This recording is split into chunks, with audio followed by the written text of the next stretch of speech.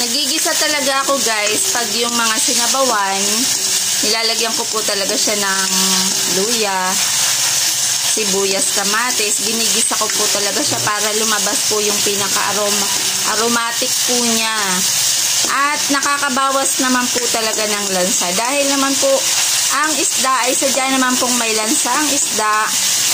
Pero na lang po doon sa mga isdang tabang na nasa lawa. At sa pamamagitan ng pagigisa ay nakakabawas po ito ng lansa. Lalo na po may luya. At pag ganito na guys, ilalagay na po natin ng ating isda. Lagyan na po natin ng ating bangus.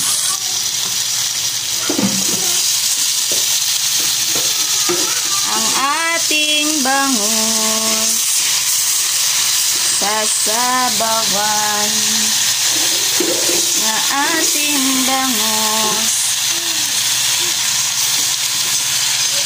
So, ayan, ating inilagay ng ating bangus.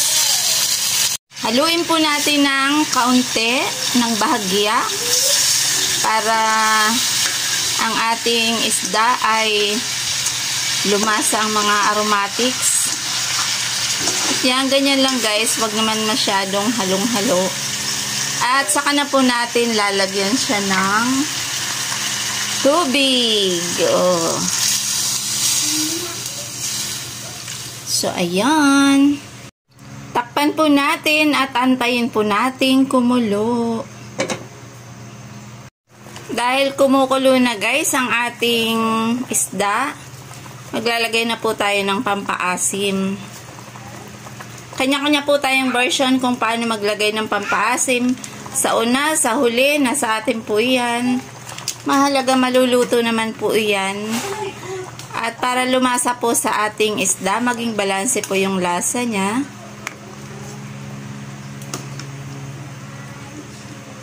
At syempre maglalagay po tayo ng konting asin. Hinay-hinay lang po sa paglalagay ng asin para hindi po mapaalat. Mas madali pong solusyonan ang matabang kaysa po sa maalat. At maglagay din po tayo ng kaunting patis. Optional, depende sa inyo kung ano pong gusto ninyong panglagay. At syempre maglalagay din po tayo ng konting paminta. At ayan, pakukuliin uli natin dahil po ang ating gulay ay ilalagay po natin.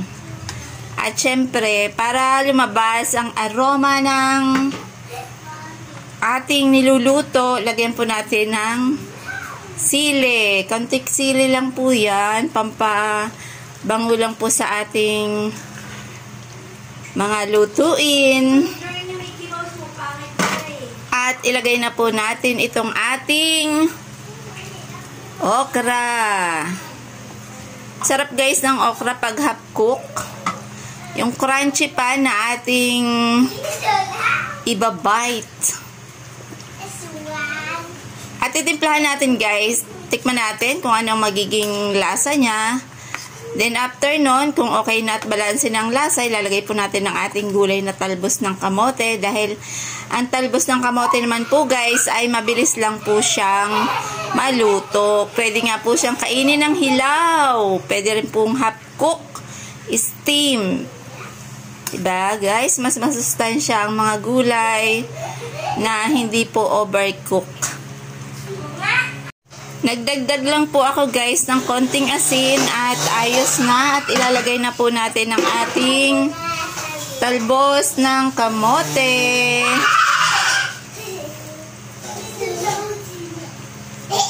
So ayan, ating paano lang ng konti sa sabaw. At ito naman po ay mabilis lamang. Mabilis lamang po. Kaya naman, pwede na po nating i-off ang ating kalan. So, ayan guys. Ready to eat na to. Okay na. Okay na. Okay na. Okay na.